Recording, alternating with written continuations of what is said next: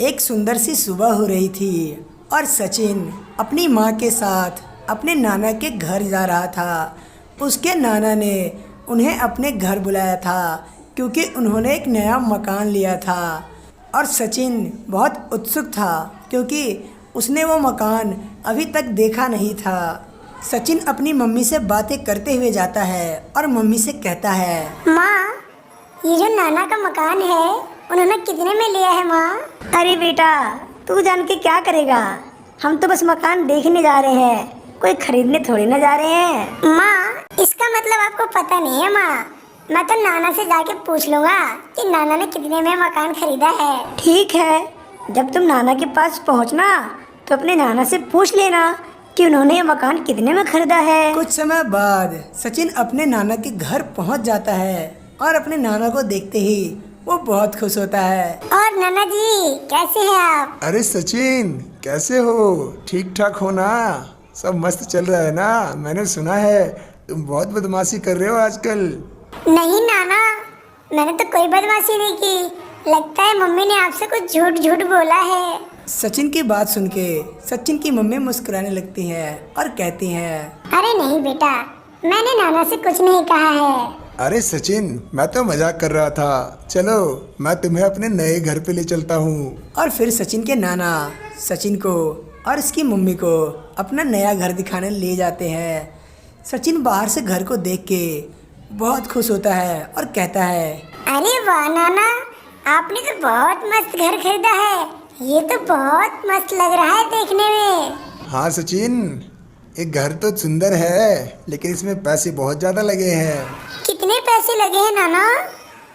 अरे तुम क्या करोगे जान के सचिन, छोड़ो छोड़ो ये सब बातें, चलो घर में चलते हैं। फिर सचिन के नाना सचिन को अपने साथ उस घर में ले जाते हैं और सचिन जैसे ही वहाँ एंट्री करता है उसे कुछ अजीब महसूस होता है, जैसे वहाँ कोई पहले से ही हो।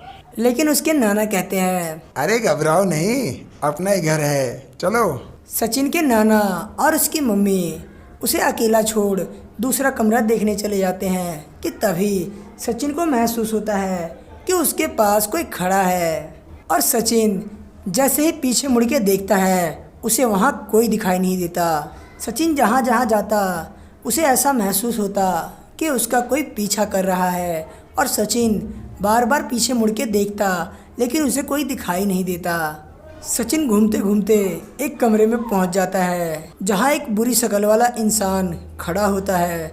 सचिन उसे देख के घबराता है और पूछता है, अंकल, आप यहाँ क्या कर रहे हो? ये तो मेरे नाना का घर है। ये किसी के नाना का घर नहीं है, ये मेरा घर है। इसमें मेरा परिवार रहता था।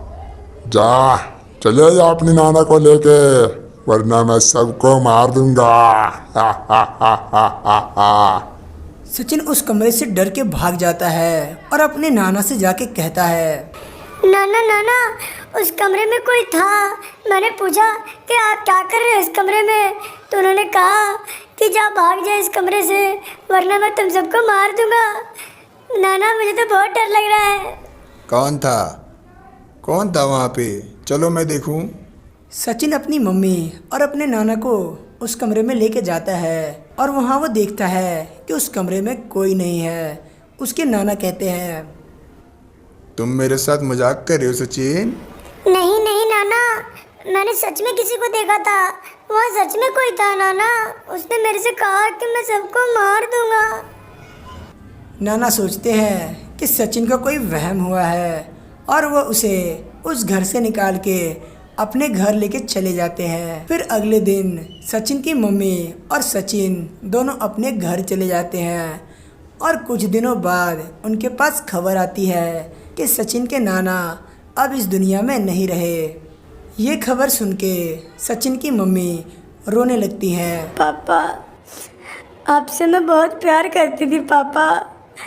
आप मुझे छोड़ के क्यों चले गए पापा?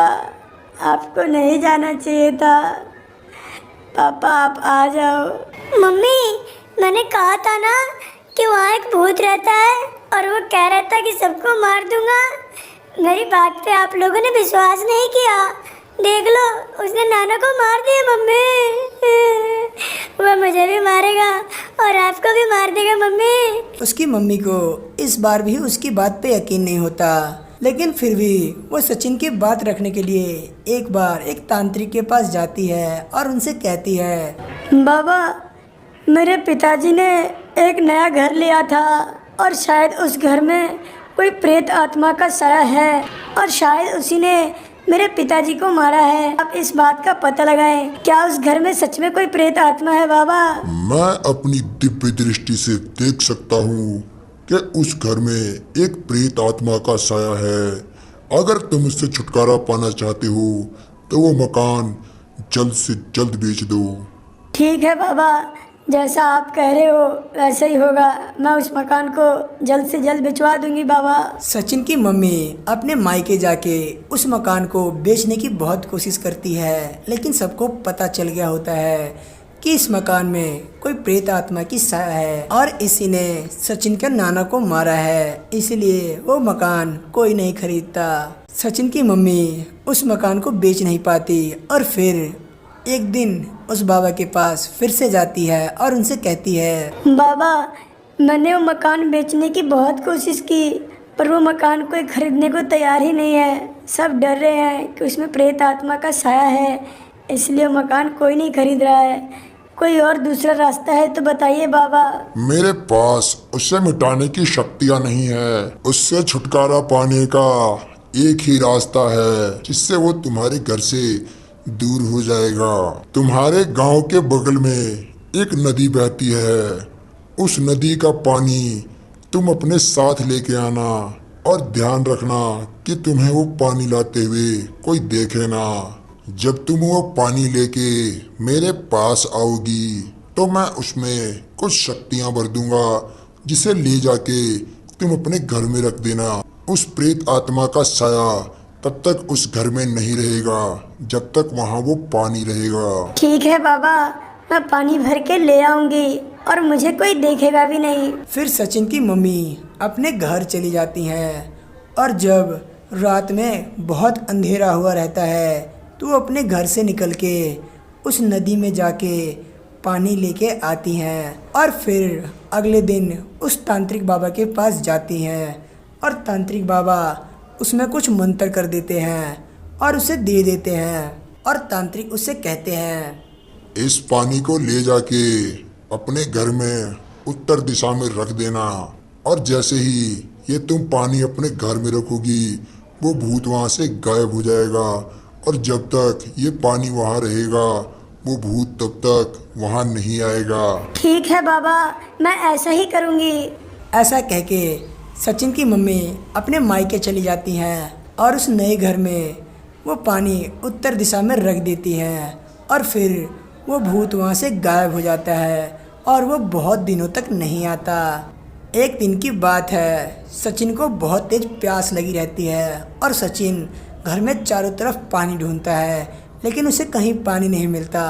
फिर सचिन उस पानी को उठा के पी लेता है जो उसकी मम्मी ने उस भूत से बचाने के लिए रखा था और जैसे ही सचिन वो पानी पी लेता है वो भूत फिर उस घर में आ जाता है और सचिन के अंदर समा जाता है। यदि इस कहानी का आप नेक्स्ट एपिसोड देखना चाहते हैं तो प्लीज़ इस वीडियो को अपने दोस्तों में शेयर करें। अगर इस कहानी के 10,000 व्यूज़ पहुंच जाते हैं तो हम अगली कहानी ज़रूर बनाएंगे।